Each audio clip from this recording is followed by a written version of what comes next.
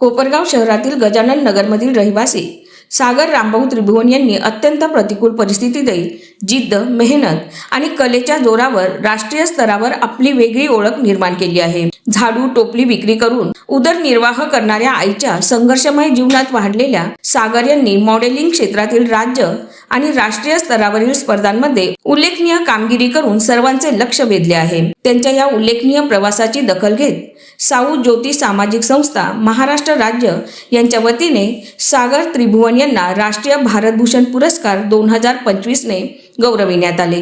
पुण्यातील भारत इतिहास संशोधन मंडळ येथे झालेल्या दिमागदार सोहळ्यात विविध मान्यवरांच्या उपस्थितीत त्यांना सन्मान चिन्ह, पुष्पगुच्छ आणि गौरवपत्र प्रदान करण्यात आले. सागर यांनी यापूर्वी नागपूरमध्ये पार पडलेल्या कॉस्मॉस मिस्टर इंडिया 2024 स्पर्धेत बेस्ट फिजिक्स हा किताब पटकावत आपल्या प्रतिभेचा ठसा उमटवला होता.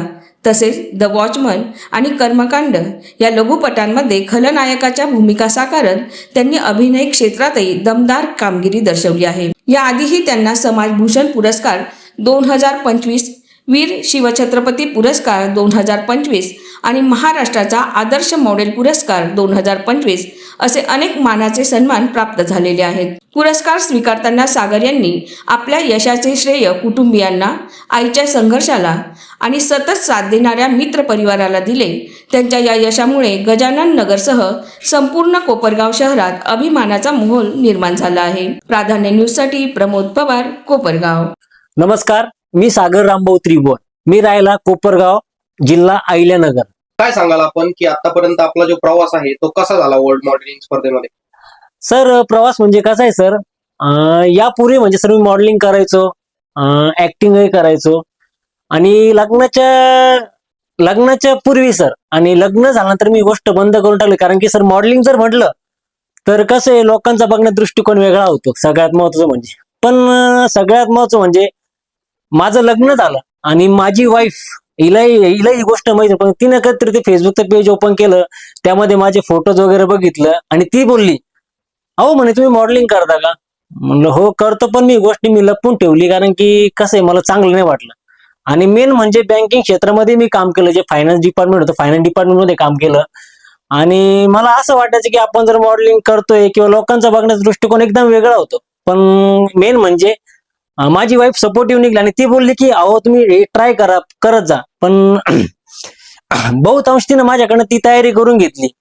म्हणजे तयारी म्हणजे चांगली तयारी करून घेतली. जिम्स असेल, डाएट वगैरे असेल, हे सगळं तिनं माझ्याकडनं करून घेतलं आणि पुन्हा एकदा त्याकडे वळालो सर.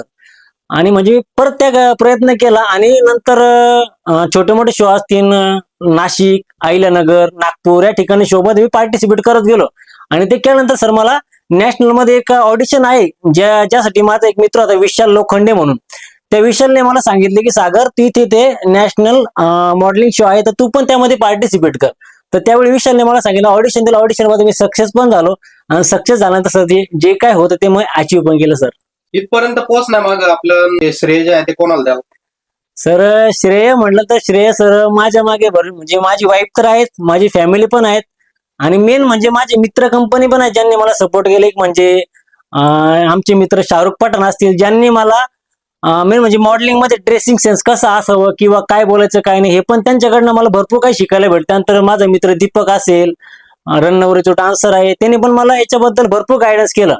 त्यानंतर म्हणजे फिटनेसच्या बाबतीत असतील, आमचे जे आप्पा गायकवाड म्हणायचे कुलस्वामी फिटनेस क्लबचे ओनर आहेत, त्यांनी मला फिटनेस बद्दल खूप छान गायडन्स केलं. त्यानंतर माझे फिटनेस डॉक्टर जे म्हणजे आबुली आहेर मॅडम, ज्यांचं हॉस्पिटल आहे आयुर्वेदिक हॉस्पिटल, त्यांनी पण मला डाईट बद्दल असेल काहीतरी हेल्थवर जे म्हणता आपण काही साईड इफेक्ट त्याबद्दल त्यांनी मला आहेर मॅडमने खूप चांगलं सजेशन केलं. कारण की शरीराला काय लागणार आहे काय नाही हे पण खूप डिपेंड आहे. कारण की मॉडेलिंग मध्ये पार्टिसिपेट करणं म्हणजे सर शरीरावर पुरेपूर लक्ष देणं आहे. तर त्याबद्दल त्या मॅडमने मला खूप चांगलं सजेस्ट केलं. माझे फिटनेस कोच ते होते सोबत आणि काही आर्थिक परिस्थिती काही लोकांनी मला भरपूर सपोर्ट केला सर. यामध्ये आपलं फॅमिली बॅकग्राऊंड वगैरे कसं राहिले? घरातले जे मंडळी ते काय काय काम करतात, आई वडील? सर माझी आई तर मेन म्हणजे एक शिरा टोपलांचा व्यवसाय करते सर. आणि मेन म्हणजे सर मॉडेलिंग गेम जो आहे हा सगळं म्हणजे एक पैशाचा गेम आहे सर. त्या काळात मला खूप गरज भासली, पण कसं बस वाईफ असेल, वाईफच्या घरच्यांनी पण हेल्प केली, माझ्या वाईफने तर मदत केलीच माझी.